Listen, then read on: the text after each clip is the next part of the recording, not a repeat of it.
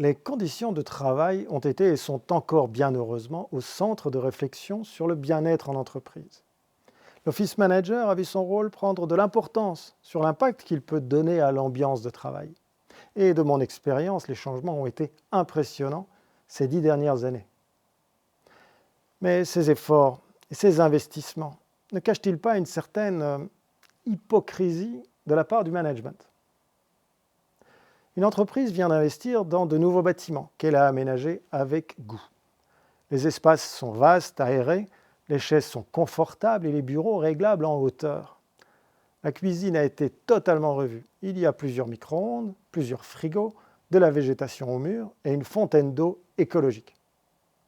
Ces espaces magnifiques sont la vitrine de l'entreprise à chaque visite d'un prospect ou d'un client. Ordre, propreté, régularité, alignement. Tout cela participe à la confiance que le visiteur acquiert de la société. En même temps, cette entreprise se lance dans l'agilité, une grande réforme sur le modèle de gestion des activités. Daily meeting, tableau Kanban, communication visuelle. Oui, mais le problème, c'est qu'il n'y a plus de murs. Ces grands espaces ouverts n'ont plus aucun support pour l'affichage. Pire encore, des post-it sur les parois textiles dénaturent l'ambiance et l'atmosphère voulues par les designers. Les stand-up meetings dérangent en plein open space. Il faut donc se confiner dans une salle de réunion en emmenant avec soi le tableau Kanban. Oui, mais c'est grand, un tableau Kanban.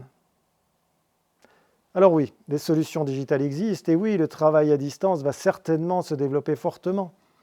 Mais cela ne change en rien à la dichotomie évidente entre le désir esthétique voulu par la direction et le besoin fonctionnel attendu par les équipes. Donnez votre avis dans les commentaires. Et si vous voulez plus de séquences comme celle-ci, stimulez le système.